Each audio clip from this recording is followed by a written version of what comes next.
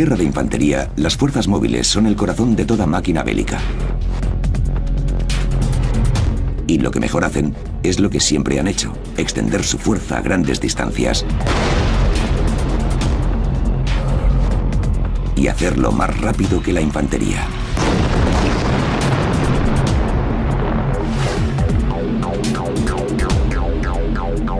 En los conflictos bélicos actuales, el tanque estadounidense Abrams M1A2 es el rey.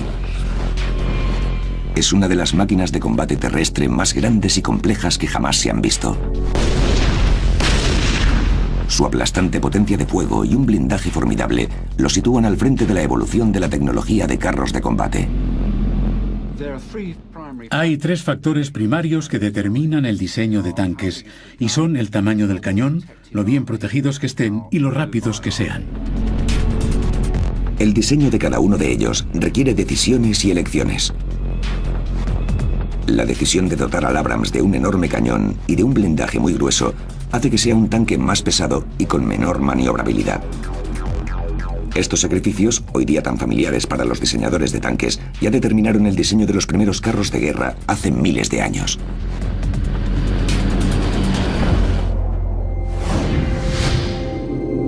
...1457 a.C. Megido, Oriente Medio. Dos grandes ejércitos se enfrentan en la primera batalla de carros de la que se tiene constancia. Las fuerzas móviles de Egipto, lideradas por el faraón Tutmosis III, hacen pedazos a sus oponentes cananeos. Gracias a su velocidad y a su valor, consiguen capturar más de 1000 carros enemigos y obtienen una victoria aplastante.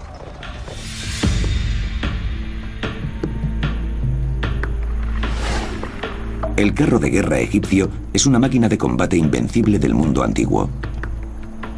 No es el primer carro, pero es el más eficaz en muchos aspectos. Combina principios simples pero efectivos. Los caballos proporcionan movimiento. Las ruedas de 6 radios, fuerza y velocidad. Y el arco, potencia de fuego.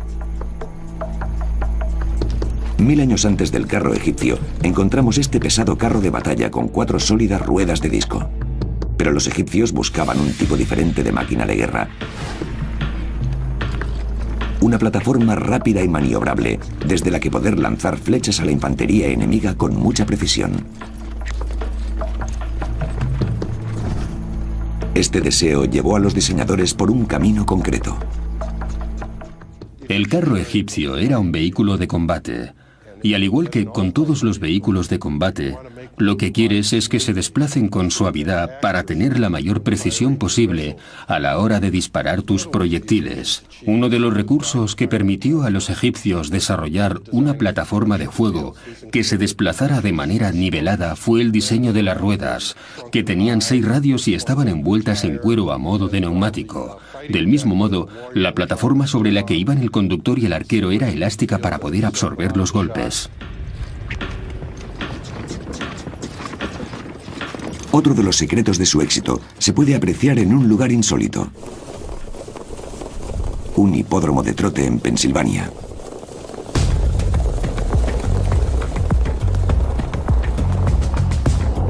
Estos carros de carreras, llamados sulkys, han sido diseñados por ingenieros técnicos pensando en la movilidad y la velocidad. La tecnología de los sulkys es muy competitiva. Cada detalle está pensado para obtener una mayor ventaja en carrera. Así que los sulkys son ligeros, menos de 27 kilogramos.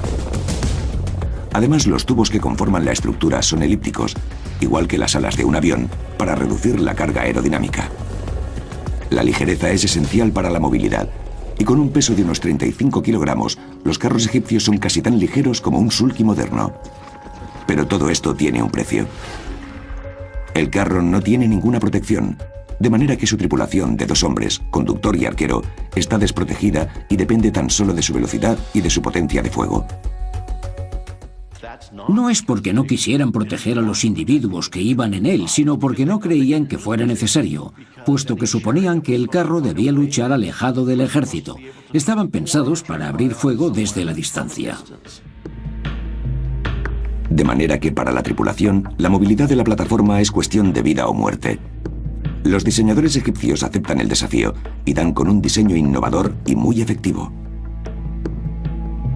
Sitúan el eje en la parte de atrás de la plataforma, lo que aumenta su capacidad para cambiar de dirección en combate. Estos carros tenían que ser capaces de girar y de detenerse en muy poco espacio, justo donde otros carros perdían el control o se balanceaban.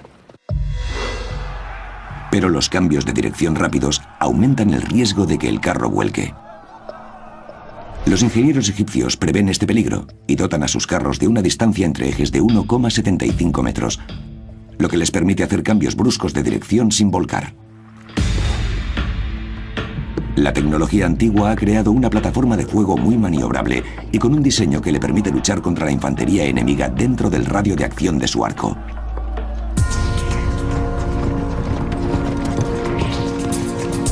Conforme las tácticas de carros evolucionan, en muchos lugares los comandantes comienzan a usar estas máquinas de maneras diferentes. Y como resultado, vuelven a fabricarse carros muy grandes. En definitiva, el carro tiene demasiadas limitaciones como arma. No se puede hacer uso de él en terrenos irregulares o pantanosos, y es muy caro de fabricar y mantener. En tiempos del Imperio Romano, el carro ya solo se usa para carreras y ceremonias, ya que los ejércitos han descubierto un arma más flexible. Lo que acaba con el carro es el caballo. Esto puede parecer extraño, pero el hecho de combatir a caballo hizo que el carro fuera desterrado del campo de batalla. De modo que el animal ligero que antes tiraba del carro se ha criado para que sea más fuerte, y ahora puede llevar a un guerrero armado. En la China del siglo IV se tiene constancia de un invento que revolucionará el impacto del guerrero y de su caballo, ahora mucho más fuerte. El estribo es el artefacto que convierte al guerrero y a su montura en una unidad de combate mucho más sólida. Y más tarde, en la Europa medieval, los ejércitos usarán este dispositivo para cambiar las tácticas de combate y transformar a la caballería pesada en una plataforma armada de una potencia inmensa.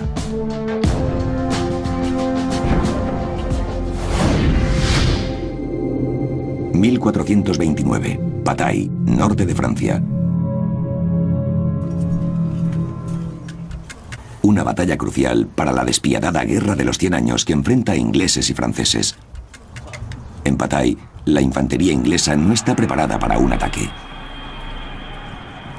1.500 caballeros fuertemente armados de la vanguardia de la caballería francesa se abren paso a través de las líneas defensivas y hacen que la infantería se ponga en fuga. La potencia del ataque de esta caballería pesada condena al ejército inglés a una derrota aplastante. Esta es la era del caballero, en la que el hombre que va a caballo con una fuerte armadura y con una lanza y que usa tácticas de caballería es virtualmente invencible. Durante siglos el estribo de hierro le ha otorgado al guerrero una ventaja decisiva en cuanto a equilibrio y apoyo en combate. Una simple prueba demuestra la diferencia que supone. Dos jinetes, uno con estribos y otro sin ellos, luchan en un duelo a garrote. El luchador de verde usa sus estribos para tener un mejor apoyo y golpear con más fuerza a su oponente. El jinete que va de marrón no puede competir y es desmontado de su caballo con mucha facilidad.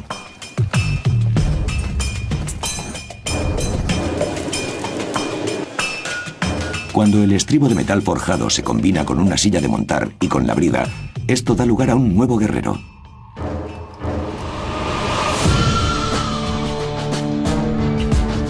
La caballería pesada medieval es un sistema completo de armas que reina sobre los campos de batalla europeos durante más de 500 años. En cuanto a su táctica, estos guerreros funcionan como un ariete. Se cree que atacan en línea, lo cual abre una brecha en el enemigo debido a la mera fuerza de la carga.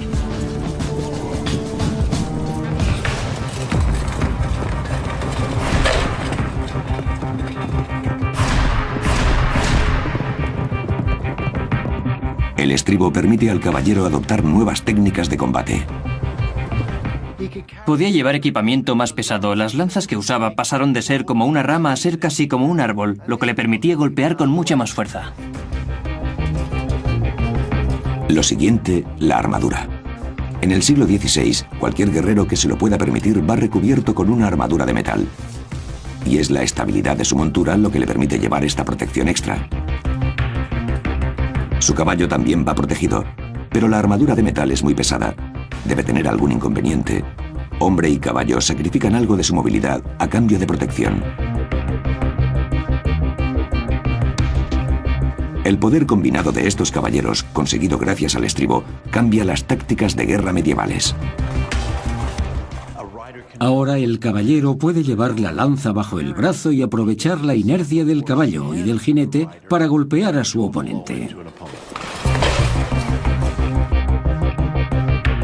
Diseñada para alcanzar la perfección como un arma ofensiva y blindada, la caballería se convierte en el vehículo de combate pesado de la Edad Media. La combinación de hombre y caballo, el caballero, es algo aterrador. Era como un tanque móvil. El tanque de su era. Pero pasarán siglos antes de que hombre y caballo se transformen definitivamente en una máquina móvil.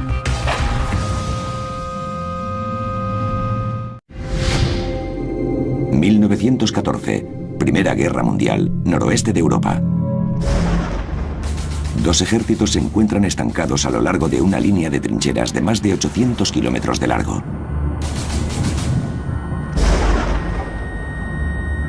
De este punto muerto defensivo surgirá un arma nueva y revolucionaria que cambiará la guerra para siempre.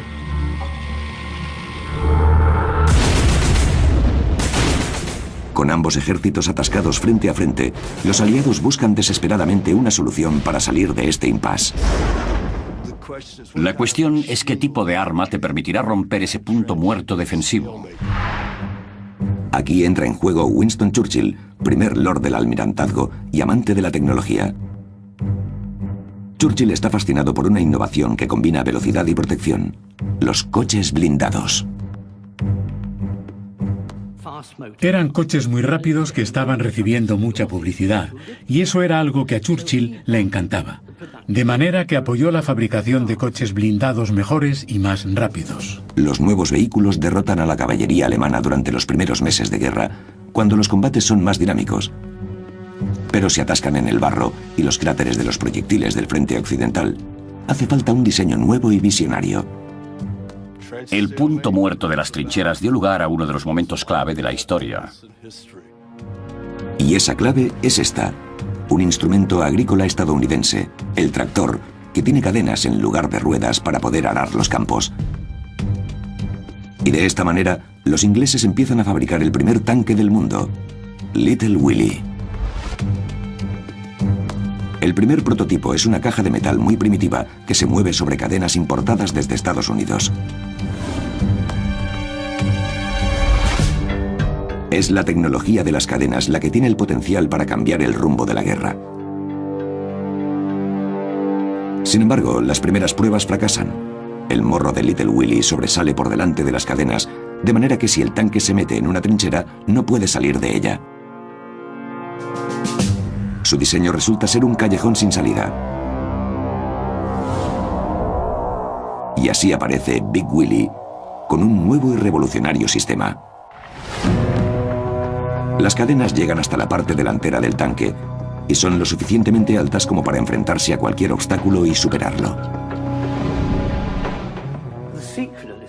El secreto de este diseño radica en que las cadenas rodean toda la carrocería del tanque. Este diseño se adopta para que los tanques sean capaces de atravesar trincheras que en algunos puntos superan los 3 metros de ancho y de moverse por terreno desigual.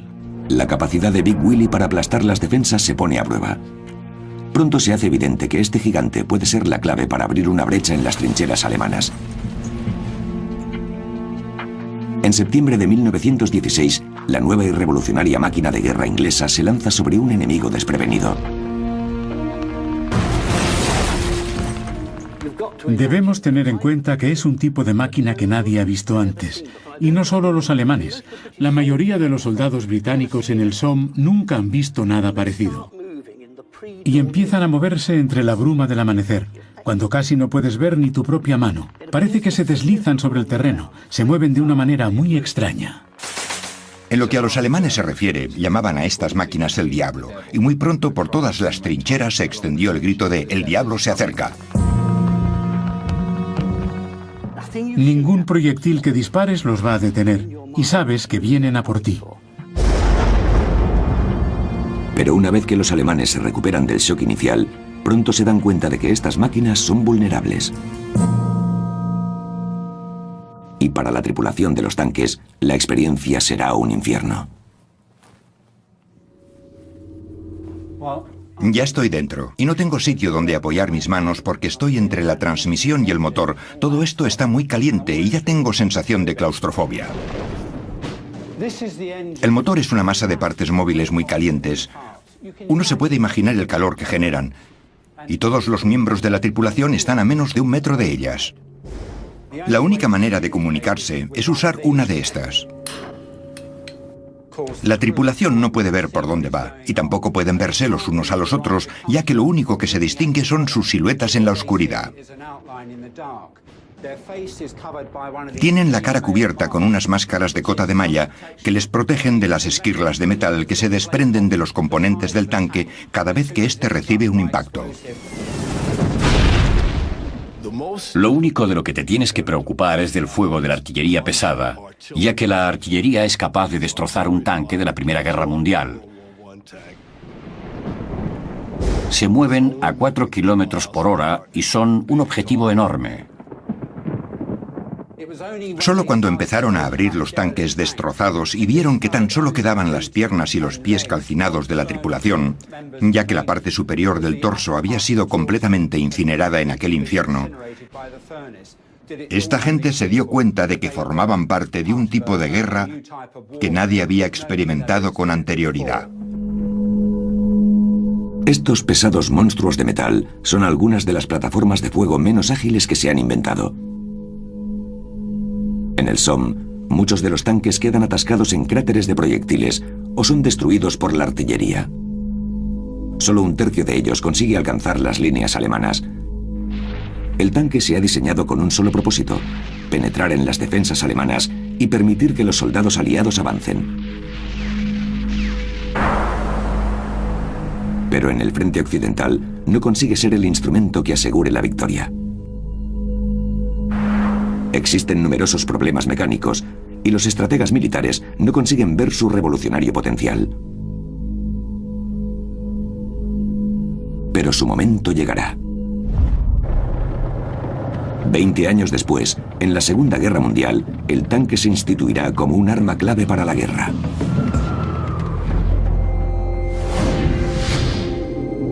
...1940, Europa noroccidental. En solo 10 días, las divisiones de tanques Panther de Hitler se abren paso a través de los Países Bajos y Francia hasta el Canal de la Mancha. Es un triunfo para el tanque. En tan solo 2 décadas, los alemanes han tomado el relevo de los aliados y se han convertido en la superpotencia europea de carros de combate. Irónicamente, una de las fuentes de inspiración de los alemanes es un oficial británico. El comandante J.F.C. Fuller del ejército británico es un visionario en cuanto al uso de los tanques. Fuller rechaza el concepto de tanque de la Primera Guerra Mundial como elemento que lidera a la infantería en combate. En sus escritos predice una fuerza formada completamente por tanques que atacan en masa. La visión de Fuller es innovadora y el enemigo pronto le presta atención. Irónicamente, Fuller no consigue vender su idea en Gran Bretaña. Tampoco lo consigue en los Estados Unidos. Pero los alemanes sí que leen sus trabajos. En concreto, un alemán, el general Heinz Guderian, el padre de las tácticas de caballería pesada alemanas. Es el quien desarrolla la idea de Fuller de crear divisiones de tanques que ataquen a gran velocidad, capaces de decidir batallas por sí mismos. Los Panther toman parte en las invasiones de Bélgica y Francia durante 1940. Los primeros modelos de Panther dan prioridad a la velocidad por encima del blindaje o de la potencia de fuego. Los alemanes crean un nuevo concepto de movilidad en el que los tanques avanzan a mucha velocidad acompañados de infantería y artillería motorizada. Los vehículos se mueven sobre cadenas y cada unidad blindada está conectada con la siguiente. Hay un factor muy importante al que puede que no le hayamos prestado mucha atención, y es la capacidad de un tanque para comunicarse con otro, y para eso está la radio. En 1940, la mayoría de los tanques aliados cuentan con radios que solo pueden recibir señales. Pero los tanques de Heinz-Guderian cuentan con radios bidireccionales, de manera que los comandantes pueden coordinar sus fuerzas en el campo de batalla. A lo largo de 1940, los Panther alemanes demuestran ser más ágiles y consiguen superar a los tanques aliados, mucho más pesados, en casi todas las batallas. Pero entonces, en el frente oriental, en junio de 1941, se cambian los papeles. De pronto y sin previo aviso, las tropas alemanas se ven superadas por un adversario sorprendente. La cadena de sucesos que desemboca en esta situación empieza en la década de 1920, al otro lado del Atlántico. El inventor estadounidense J. Walter Christie es un antiguo piloto de carreras obsesionado con la velocidad. Su sueño es crear un tanque veloz y futurista, capaz de atravesar las líneas enemigas y de volar sobre las trincheras. Los tanques de Christie alcanzan más de 100 km por hora. Una velocidad con la que los primeros tanques solo podían soñar, ya que su sistema de cadenas era mucho más rígido que el de Christie y, si se movieran a mucha velocidad, causarían serios daños a su tripulación. Christie inventa un innovador sistema de suspensión. Su secreto es muy simple. Las ruedas tienen un diámetro muy grande, como estas, y cada rueda se apoya en un brazo móvil que está conectado a un gran amortiguador. Esto permite que las cadenas se adapten a las irregularidades del terreno y que absorban los golpes. Aunque Christie es estadounidense, su propio gobierno rechaza su proyecto en tiempos de paz. De manera que Christie, muy avezado, busca otros compradores y vende su suspensión a los rusos, quienes usarán este sistema para crear el legendario T-34. Este es el tanque con el que se topan los alemanes en el frente oriental en 1941. Un joven ingeniero de Stalingrado, Mikhail Koshkin, fue puesto al mando del proyecto T-34 en Ucrania. La genialidad de la idea de Koshkin consistió en crear un tanque que fuera simple pero muy fiable, un trabajador incansable en el campo de batalla. Muy seguro de su resistencia, él mismo conduce un prototipo a lo largo de más de 700 kilómetros hasta Moscú para que los jefes del Ejército Rojo lo examinen. El T-34 recibe su aprobación, pero el diseño de Koshkin no hacía ninguna concesión a la comodidad de la tripulación y su largo viaje en mitad del invierno le costó un precio muy alto. Koshkin condujo su tanque en pleno invierno. Las condiciones eran tan duras y el viaje tan largo que acabó por contraer una neumonía y murió. Pero la muerte de Koshkin no detiene el impacto de su tanque en el frente oriental. La velocidad y la potencia de fuego del T-34 coge a los alemanes por sorpresa. Pero hay algo más que hace que el T-34 sea especial. Su blindaje defensivo hace que sea casi invulnerable. Por primera vez el blindaje está inclinado, lo que hace que el fuego enemigo rebote. El blindaje inclinado es un concepto innovador. La razón por la que el proyectil rebota es porque el grosor efectivo del blindaje aumenta conforme éste se inclina.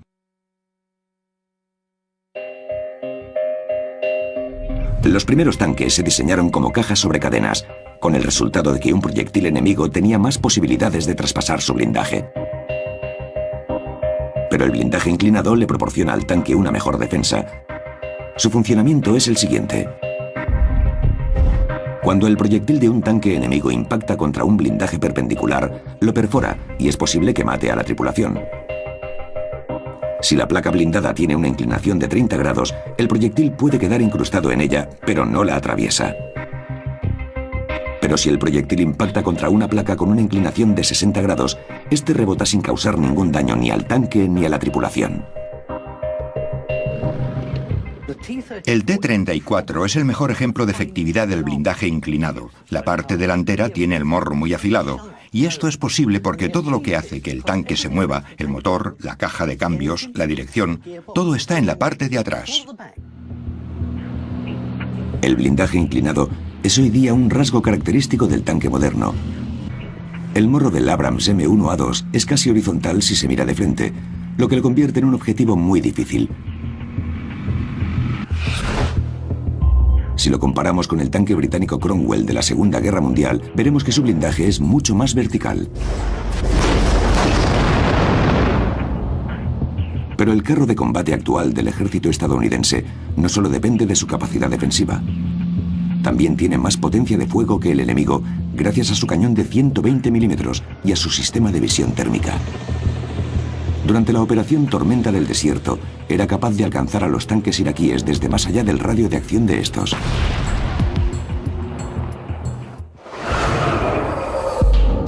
El Abrams recurre a un mayor radio de acción para superar la potencia de fuego enemiga.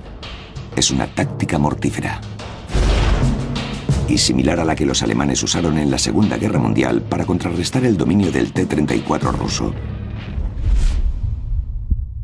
Los alemanes diseñaron un tanque equipado con un cañón muy largo y preciso.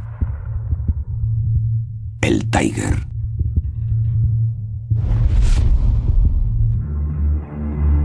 Muy pronto, la sofisticada potencia de fuego del Tiger y el T-34 ruso se enfrentarán cara a cara en una de las mayores batallas de tanques de todos los tiempos.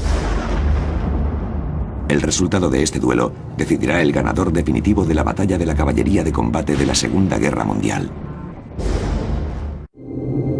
1943. Kursk, Rusia Oriental.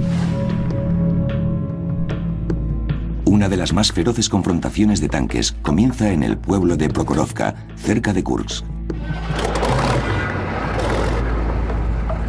Alrededor de 450 tanques alemanes y 800 rusos se concentran en la cima de una colina. Te enfrentas cara a cara en una confrontación increíble. Es casi como un combate cuerpo a cuerpo con tanques.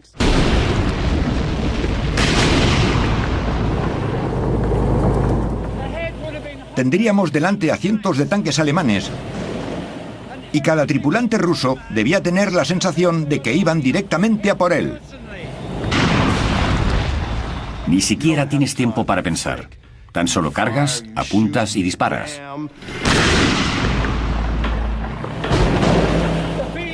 La sensación de vulnerabilidad se acentúa con la falta de visibilidad. Tan solo veo la ladera que hay frente a mí y muy poco más.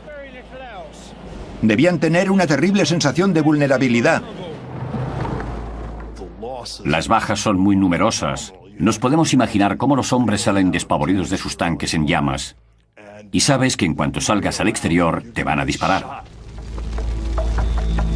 Las bajas en ambos bandos son enormes. Es un holocausto en el campo de batalla. Al día siguiente hay cientos de restos humeantes. Las cifras exactas se desconocen, pero se cree que más de 500 tanques son destruidos ese día en un único enfrentamiento que se convierte en la mayor batalla de tanques de la historia. Después de 7 semanas de combates encarnizados, se consigue detener la ofensiva alemana. Pero los rusos deben pagar un precio muy alto. Aunque los rusos pierden más tanques, a la larga la batalla de Kursk es más dañina para los alemanes, debido a que enfocan la ingeniería desde un punto de vista diferente. Si hay algo que caracteriza a todos los tanques rusos es que sus acabados son muy toscos. Y esto se ve con mucha claridad en la torreta del T-34, donde podemos distinguir las marcas del molde y de las soldaduras. Si comparamos los acabados de este tanque con los de aquel Panther alemán, vemos que el contraste es muy fuerte. Es como si esos tanques hubieran salido de la fábrica de Mercedes. Son unas máquinas hermosas. El Panther, con su impresionante cañón de 75 milímetros, es el tanque alemán más moderno sobre el campo de batalla de Kursk. Sin embargo, por muy hermosos que sean, Alemania es incapaz de fabricar los Panther a escala industrial. tan solo se terminan unos 6.000 de estos carros de combate de precisión. Pero la tecnología rusa, mucho más simple y fiable, desarrollada según la idea de su diseñador, Mikhail Kushkin, permite a los rusos fabricar 40.000 T-34. Las tropas alemanas son detenidas por una cuestión de cifras. Para los ingenieros alemanes, la necesidad de construir tanques veloces para poder invadir países ha desaparecido. Su nuevo objetivo es defender a su patria de los ataques, de modo que la protección se convierte en su prioridad. Los alemanes desarrollan el King Tiger, con casi el doble de armamento frontal que su compañero más pequeño. Este es el tanque más pesado que presta servicio en la Segunda Guerra Mundial. Sin embargo, el grosor de su blindaje no puede proteger a la nación alemana de la invasión de las tropas aliadas, que cada vez están más cerca.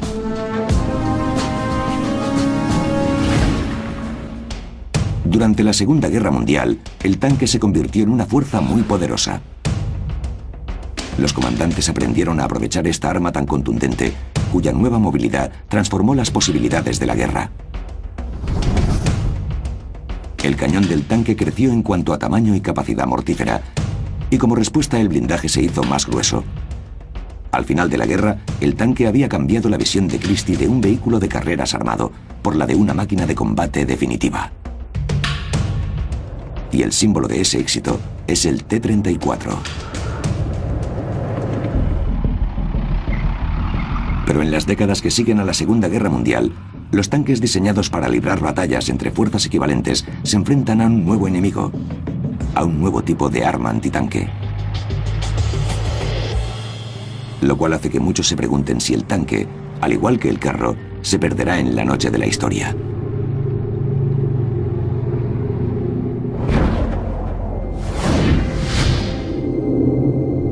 ...1973... Un ataque sorpresa de los Estados Árabes a Israel desencadena la guerra del Yom Kippur.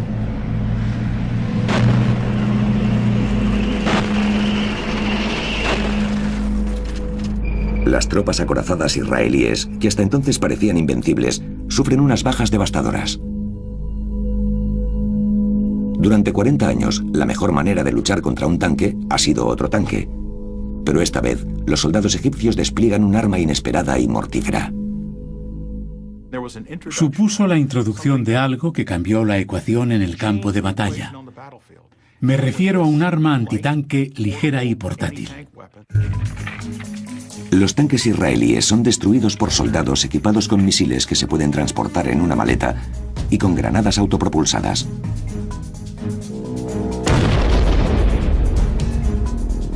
Desde la Segunda Guerra Mundial, los explosivos antitanque han sido un recurso para perforar blindajes cada vez más fuertes. Pero esto supone un salto cualitativo. Un sistema guiado y portátil equipado con una cabeza explosiva mortal.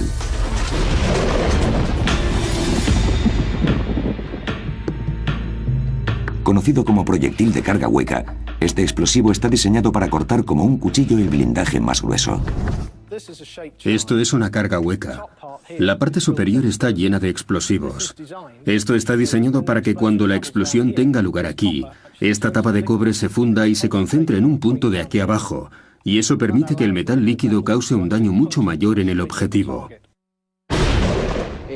Es capaz de destrozar a la tripulación o de hacer que la munición que hay en el interior del tanque explote, lo que por supuesto acabaría con ellos. Pero el ataque del proyectil autopropulsado de carga hueca pronto será anulado por un contraataque. Los diseñadores de armas buscan un tipo de blindaje que sea capaz de soportarlo. 1969. Un científico alemán experto en armamento se topa con un descubrimiento increíble mientras lleva a cabo una investigación en Oriente Medio. Utiliza los restos de tanques destruidos para comprobar los efectos de sus proyectiles autopropulsados de carga hueca. Trabajaba yo solo, era el jefe del proyecto y hacía fotografías de todas las pruebas. Detona sus cargas huecas en las torretas de los tanques, con la esperanza de que perforen el blindaje y atraviesen el vehículo. Pero esto no ocurre. y cuando Hell revisa sus grabaciones, se da cuenta de que se ha producido una explosión mucho mayor de lo que él esperaba. Tras una investigación, descubre que las cargas huecas han hecho explotar cartuchos sin utilizar que habían quedado en el interior de la torreta. Hell se da cuenta de que estos cartuchos han neutralizado el efecto de sus cargas huecas. Una reacción mucho más fuerte había reducido la capacidad de penetración. Held había descubierto una nueva manera de blindar un tanque: el blindaje reactivo.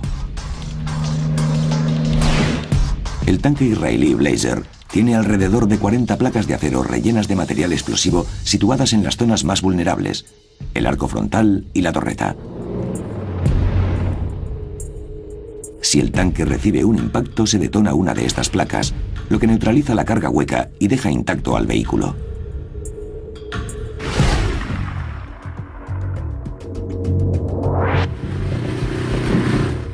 Podemos comprobar cómo funciona mediante la comparación de los efectos de una carga hueca sobre un tanque con y sin la protección del blindaje reactivo.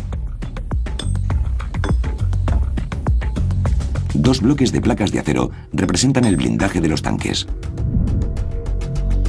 Se coloca una carga hueca en lo alto de cada bloque. Detonaremos dos explosiones, una con y la otra sin protección. Se coloca una lámina de explosivo plástico entre la carga hueca y el bloque de acero, en un ángulo determinado que simula la posición de una placa de blindaje reactivo sobre un tanque.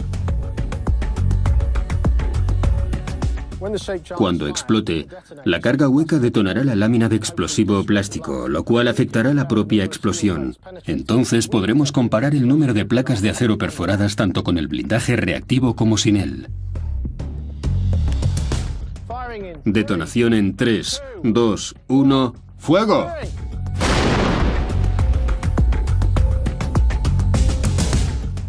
¡Fuego! Se ha liberado muchísima energía en ambas explosiones. En el primer montón no teníamos nada entre la carga hueca y la placa superior. La carga hueca ha hecho un agujero de entrada perfecto y la explosión ha perforado casi 6 placas, 15 centímetros de acero. Esta la ha atravesado casi por completo. Vamos a comparar este bloque con el que estaba protegido por nuestra imitación de blindaje reactivo. El agujero de entrada no está tan definido. Parece que ha encontrado algún obstáculo. Pero la carga hueca tan solo ha atravesado 3 placas, de manera que el blindaje reactivo ha reducido el impacto hasta casi la mitad. Si este ataque se hubiera producido sobre un tanque, creo que la protección del blindaje reactivo habría salvado las vidas de la tripulación. Esta tecnología es utilizada hoy día por la mayoría de los países que fabrican tanques. El ejército israelí fue el primero en adoptar este nuevo blindaje, lo que supuso el principio de su programa de seguridad para la tripulación. Desde su experiencia en la guerra del Yom Kippur, los israelíes han dado prioridad a la seguridad de las tripulaciones de sus tanques, ya que para ellos el diseño de tanques tiene implicaciones tanto políticas como económicas. El tanque Merkava se diseñó después de la muerte de 2.500 israelíes, casi todos ellos tripulantes de tanques, durante la guerra de 1973. Para Israel, un país poco poblado, la pérdida de una tripulación bien entrenada es más grave que la pérdida del propio tanque. Los soldados escasean y los costes del entrenamiento son muy elevados. De modo que en el Merkava, la potencia de fuego y la movilidad están en segundo y tercer plano. A diferencia de la mayoría de carros de combate, el motor del Merkava está en la parte frontal, lo que constituye una barrera extra entre la tripulación y el fuego enemigo. La forma del tanque, aerodinámica y lisa, lo convierte en un objetivo difícil. Incluso la torreta se ha diseñado para que no sea un objetivo fácil. La parte superior de la torreta es muy estrecha, de modo que es muy difícil de alcanzar.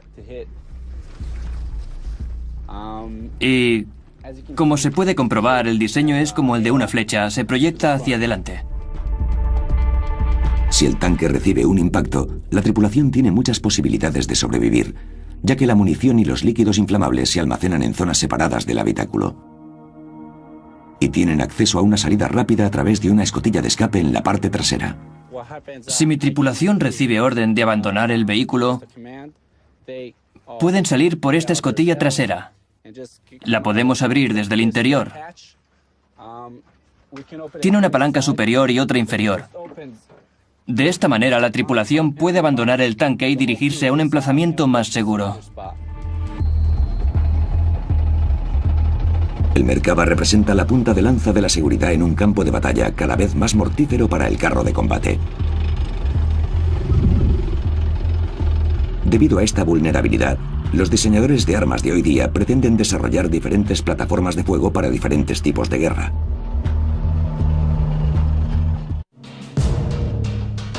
El carro de combate continúa siendo la fuerza dominante, y el tanque estadounidense Abrams jugó un papel decisivo en las ofensivas terrestres durante las dos guerras del Golfo. El Abrams M1A2 es la quinta esencia del tanque pesado moderno, el resultado final de un siglo de evolución.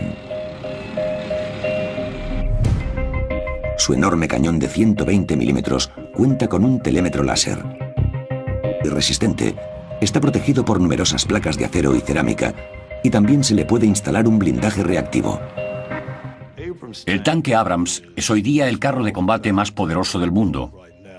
No hay ningún tanque que pueda hacerle sombra al Abrams en un enfrentamiento directo. Pero el hecho de ser el tanque más grande jamás fabricado también tiene consecuencias inevitables. Con 61 toneladas, el peso del Abrams es colosal, lo que hace que consuma casi 6 litros de combustible por kilómetro. Pero a pesar de estos inconvenientes logísticos, la idea de librar combates cara a cara entre dos ejércitos sin tanques es impensable. Si tienes en mente la idea de entrar en una guerra convencional contra un enemigo como por ejemplo Corea del Norte, necesitas un Abrams. Tienes que tener un Abrams. Los conflictos actuales enfrentan a fuerzas por lo general desiguales, ya que se lucha contra insurgentes, un enemigo invisible. Y los escenarios de los combates suelen ser áreas urbanas, en las que el gran tamaño y la reducida movilidad de los tanques los convierte en objetivos fáciles.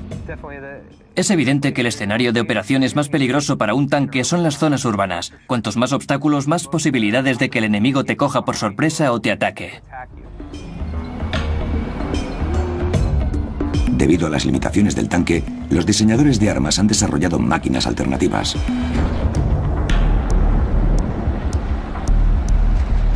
El Stryker, que ha estado en servicio en Irak desde el año 2003, es un transporte de tropas blindado que se mueve sobre ruedas en lugar de cadenas. Se usa como un taxi en el campo de batalla, capaz de transportar tropas de manera rápida y ágil. Su potencia de fuego y su blindaje son inferiores a los del Abrams, y en Irak se demostró que es vulnerable a las bombas a pie de calle. Pero su ventaja radica en que pesa menos de un tercio que un carro de combate, de modo que se puede desplazar con mucha facilidad hasta las zonas conflictivas. Y en las guerras urbanas es mucho más ágil. El Stryker puede circular por calles para las que el Abrams es incapaz de entrar, ya que es un tanque demasiado grande y potente. El Stryker es el último eslabón de una larga tradición de plataformas de fuego ligeras, que han evolucionado como respuesta a las demandas del campo de batalla. Desde el mítico Jeep, la piedra angular del transporte de tropas estadounidenses durante la Segunda Guerra Mundial, hasta el Humvee actual, que es un híbrido entre ambulancia, transporte de tropas y soporte de armas automáticas. Equipado con una M2 del calibre 50, su papel también se ha extendido hasta el combate urbano.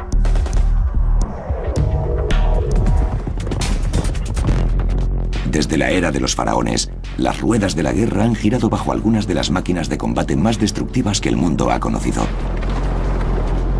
Y gracias al avance dinámico de la tecnología, las fuerzas móviles han evolucionado hasta ser capaces de atacar a grandes velocidades y desde grandes distancias.